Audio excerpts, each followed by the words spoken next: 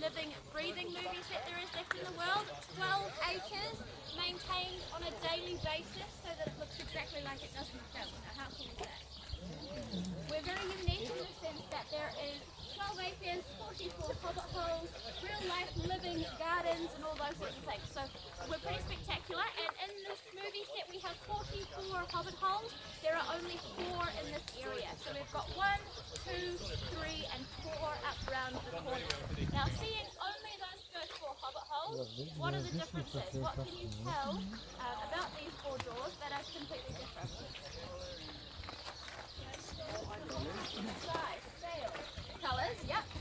They're all different sizes. Now, does anybody know why the doors are different sizes? Perspective on camera, exactly. So we've used a technique on this movie set called forced perspective. They are essentially wanting you to see the characters as different sizes by tricking your eyes into believing it. So I myself, I'm a little bit shorter than Elijah Wood, who plays Frodo. He is 5'6". I am 5'3". If I go and stand in front of this small door here, who will I look like? Gandalf, exactly. But if I go and stand in front of one of these larger doors back here, who will I look like? Frodo, exactly. So the larger doors, they were used for the smaller characters, the smaller doors used for the larger characters. So this technique, it is called forced perspective. It is very easy to use. You can make yourself look like any character you'd like by doing this. But unfortunately, not all the main stars would fit in front of a door this size, which is 90% scale. So they actually had to build 4 doors that are 100% scale, and they were used to film the principal stars. So Bilbo, Frodo, Sam, Pippin, Merry, and even Thorin would have been filmed in front of one of those doors, just to make sure they all look much smaller on camera. Now we've been on the movie set for about 5 minutes, and if you turn around, you'll see a group entering just as we did between 2 stone walls. And then we also see those 2 stone walls once more in the first Hobbit film.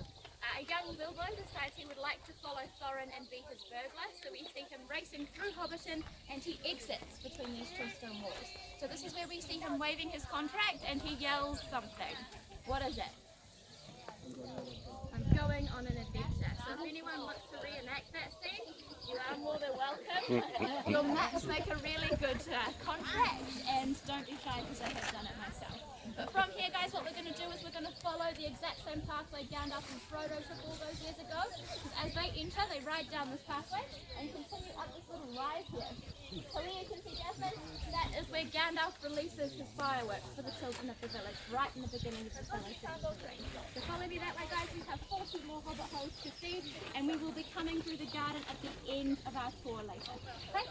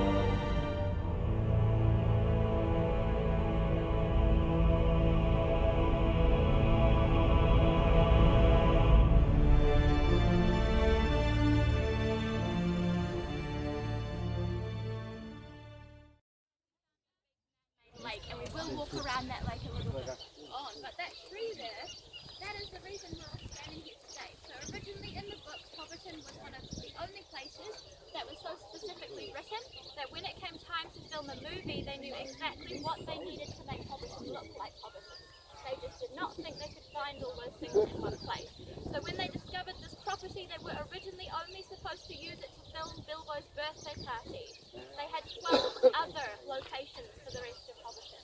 It wasn't until Peter Jackson himself got here that he discovered everything he needed in one place, that they removed the original 12 and built and filmed everything around that big pine tree there. So we do say that it's the reason you're here today. We also like to think that it is the most famous tree in the world. Considering the Hobbit book is the second most read book in the world, what is it second to? The Bible, exactly. Now there is a famous tree in the Bible, but no one's ever seen it, so, I mean, that's it to us. But we call it the party tree now. It's over 100 years old, and they filmed Bilbo's birthday party beneath it. So I'll tell you a little bit more about that one later.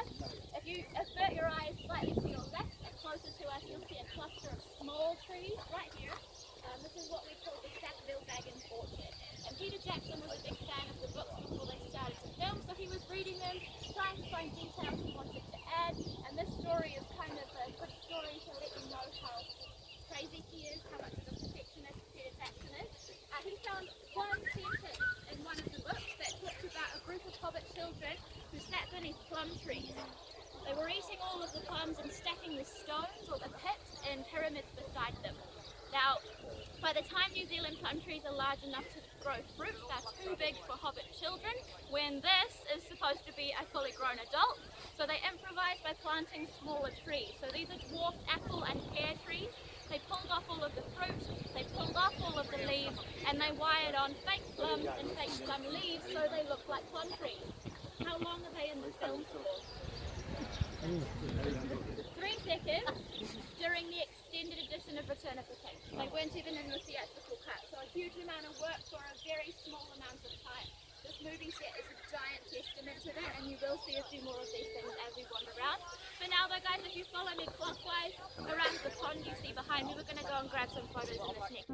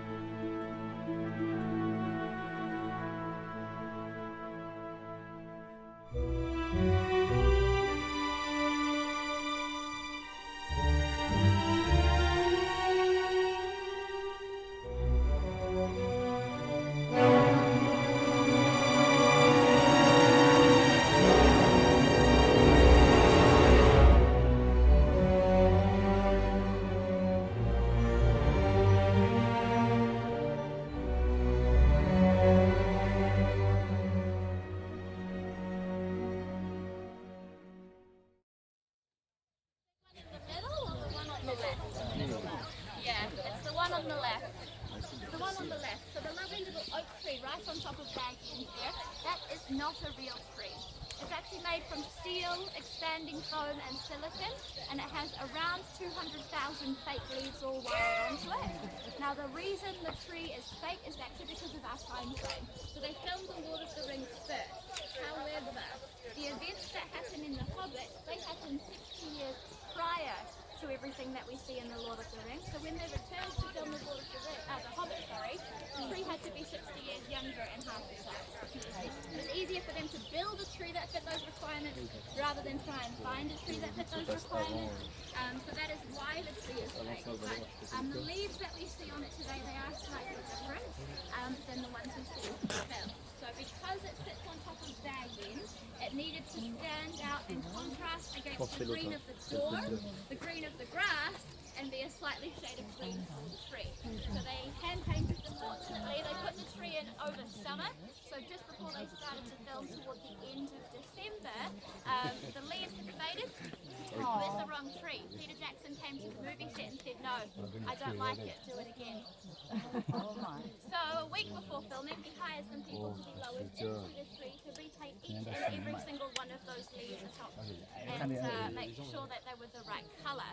Over time, however, they filmed with it over the course of 12 days, the filming of the Hobbit films, and then they started to operate permanent tours here with permanent Hobbit holes that should last around 50 years. But the leaves, they were very lightweight and they weren't supposed to last forever. So they were getting blown off like normal leaves would. They just weren't growing back. So every year and a half they had to re-leaf the tree. It took a really long time and it cost a lot of money, so they've actually replaced them over this year with some much more realistic looking leaves, and they're much stronger as well, so we're hoping that we won't need to re-leaf them as what we were. But that is our one and only fake tree here. In terms of the movie set, they did film for 12 days for The Hobbit. It took 2.5 years to build this Hobbit movie set out of permanent materials. But they only put this as permanent because when the film company came back to film The Hobbit, it was in the contract that Peter Jackson had written so that they could still film on the same location that they used for The Lord of the Rings. The Lord of the Rings movie set was slightly different. It was only built out of very temporary materials, lightweight stuff over 9 months, stuff like polystyrene or styrofoam. They filmed with it for 4 months and then they started to remove everything. No movie sets are supposed to be left once they're finished with them because the land needs to return to the way it was before they got here.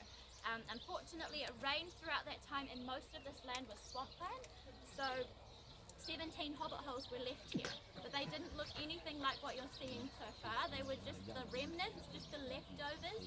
They looked a lot like Teletubby homes, if you remember the Teletubbies, but they were how they started the business. So in 2002, December, the same night the Two Towers was released here in New Zealand, the first tour came through Hobbiton with 4 people in a minivan, the same night the Two Towers was released. It wasn't until 2009 that the film company came back and asked to film The Hobbit. And that's what you're seeing today. So this is a permanent movie set to last in the world. From here though guys, we are going to start making our way up this hill here. As we head up there, if you take a look out to your right, you will see 5 Hobbit holes. They were built for the Hobbit movies, but they weren't supposed to be seen in the films at all. They were there just in case the camera was going to swing too far out that way. It made it look like the village continued around the hill.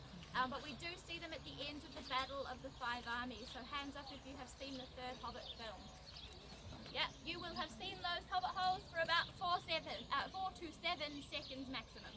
And that was it. This is where we see a young Bilbo returning home at the end of that movie, so you'll see them then.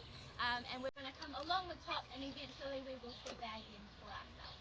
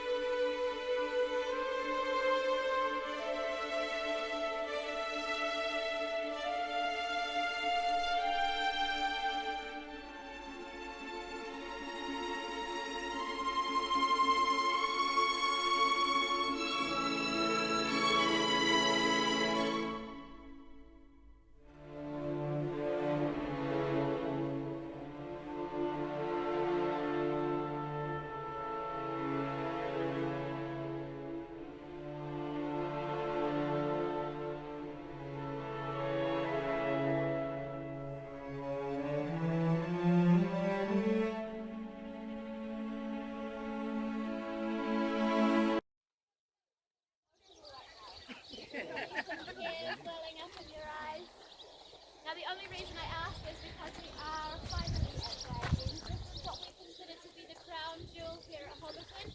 This is generally why people come to Hobbiton, but for some people it's the reason they come to New Zealand, so we do definitely appreciate it all the more for that.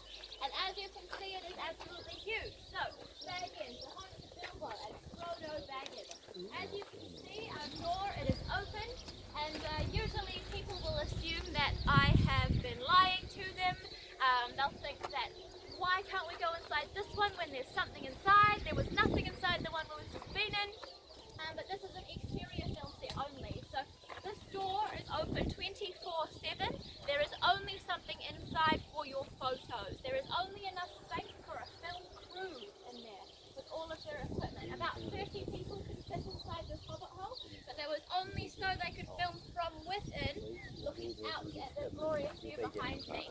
Now, in terms of what we see in the films for the interiors, they were actually filmed down in Wellington in a place called Stone Street Studios, and they created 2 interiors down in Wellington. They looked exactly the same. One was just built smaller, so once again Gandalf would look much larger. So in the Fellowship of the Ring, Gandalf walks into Baggins and we see him hitting his head twice.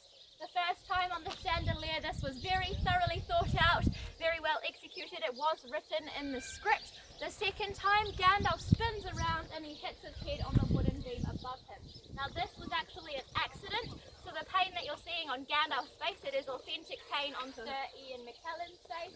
He just did a brilliant job of staying in character, so they put it into the films because it once again enhanced the size differences beautifully between a hobbit and a wizard. They then used the same technique for the filming of the Hobbit movies as well, but instead of just Gandalf entering, it is him and 13 dwarves. They eat all Bilbo's food, they sing him a few songs while doing his dishes, and they leave him wondering whether or not he's going to be their burglar. Now the scenes that we see filmed on the exterior here, it actually involves the bed. So where you see it at the bottom of the staircase, this is where it is in the first Hobbit film, as a young Bilbo sits on it with the pipe in his mouth. Gandalf stands on this side of the fence and they meet for the first time, or at least that's what Bilbo thinks, and they have a conversation about good mornings. But for the Lord of the Rings, the bench is up where the pumpkin is at the top of the staircase. Both Bilbo and Gandalf are sitting on it together as friends after 60 years of friendship before Bilbo's birthday party. And we see Bilbo blowing a big smoke ring. Watch this Gandalf blow.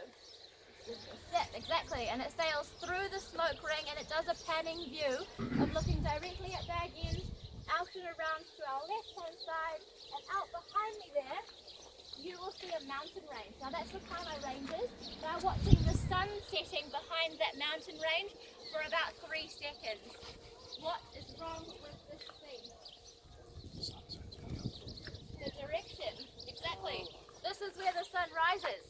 So they filmed the sunrise, they played it backwards, and they put that into the movie instead as a sunset.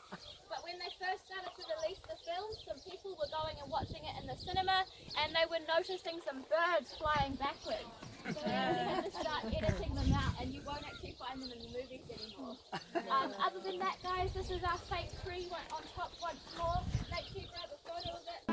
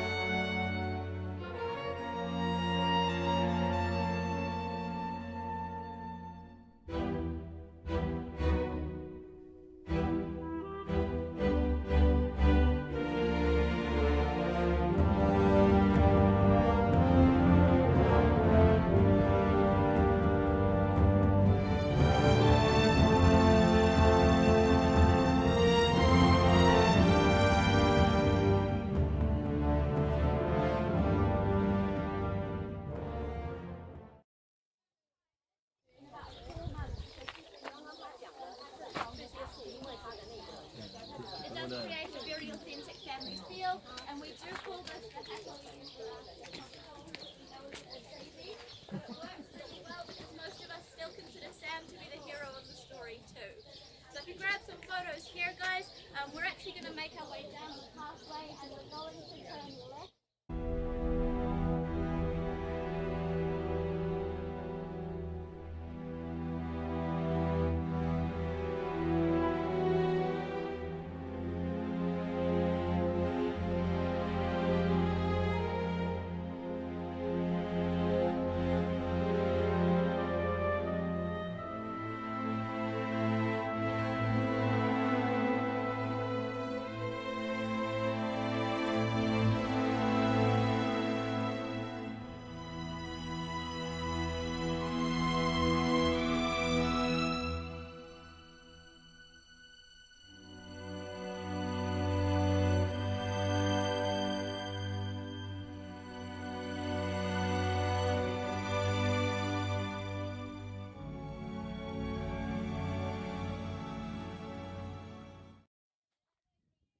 I will just say right now, the faster we get there once we leave this place, the more time I can give you in the pub. So essentially your time will start in the Green Dragon as I walk through the front door, not as the last person does. So we should spend about 15 to 20 minutes in the pub. There are 4 drink options for you to choose from, but I'll tell you what they are when we get to that big beer barrel you see just across from us there. That is also where I will tell you what time we'll be meeting to go back to the bus. But if you turn around and take a look behind me, besides the sprinklers, you'll see a big clearing. This is where they filmed Bilbo's birthday party. Now he turns 111, and a few things happened here on location. They filmed the fireworks scene here, they filmed Bilbo telling stories to the children here, and they actually filmed all of the eating and drinking scenes here. So they created a special beer for the scene. It was only 1% alcohol, and they named it the Sobering Thought. That was what they were drinking while they were filming here, because they wanted them to be having a good time, but not such a good time that they couldn't work the next day. And there were 100 family and friends of the cast and crew that came to help film this scene. It was more fun for them that way, but to turn one adult into a hobbit with hobbit ears and big hairy hobbit feet, it takes around 2 or 3 hours for each person. So to do that for 100 people, it took 3 consecutive nights to film a scene that only lasts about 3 minutes of the movie. Now the fireworks we see in the scene, they are the most predominant thing that most of us will remember from it. There were real fireworks filmed on location, and they were so large that they could be seen from Mata, which is 20 minutes that way over all of the hills and down into the mountains. So imagine how large they were right here on location. But the one that we all remember the most is the firework of the dragon, stolen by who? Pippin and Mary from Yarndale. So it's obviously going to be magical, and the cast actually had to be giving a reaction to something because the firework wasn't going to be there. So they set up a tractor on one side of the party field with a big pole with a big light on top of it. When the tractor started to move, that was their cue to start running away. When the light started to flicker, that was their cue to either scream or duck, as the firework was supposed to go over the lake and explode on the far side of the Green Dragon there. Now the Alexander families, they watched the filming of this scene, and the first thought they had was, oh no, we've made a really big mistake. They're running away from the tractor. What have we done? It wasn't until the first movie came out that they realised that it was actually of the firework and everything fell into place.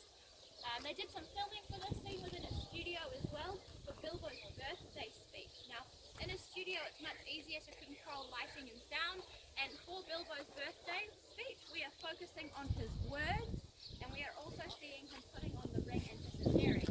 Now it's easier to make someone disappear in a studio as well. But Peter Jackson wanted some decoration to go alongside with what Bilbo was saying, so they made a cake out of polystyrene and styrofoam, 2 cans, they iced it like a normal cake, decorated it like a normal cake, and they put 111 candles on it like a normal cake. Eventually, while Bilbo was saying his birthday speech, the icing started to melt and the cake burst into flames. Bilbo, the man who plays little Bilbo, Ian Holt, just thought that he was doing a really good job of his speech, as he says something along the lines of, I know half of you half as well as I should like, and I should like half of you half as well as you deserve. He slips on his ring, he disappears. He thought he was doing such a good job because the cast was so interested in what he was saying, when in reality reality they were too busy watching the cake on fire behind him. Now Peter Jackson didn't stop the filming of this because it was the best take Ian Holm had done of saying his birthday speech. He was ad-libbing, which means he wasn't really following the script, he was kind of making up as he went, and it was the best one, so they kept it. They were just very clever in their editing to hide the flaming cake behind it. But if you're lucky enough, you will see some smoke wafting behind Bilbo in his speech. From here though guys, we will be making our way to the pub, so once again, faster we walk there, more time you get there. We're going to stop at the Bear Barrel very, very quickly so I can tell you the drink options, and then we're going inside. Do not leave the Green Dragon without me. I won't leave the Green Dragon without you. Okay?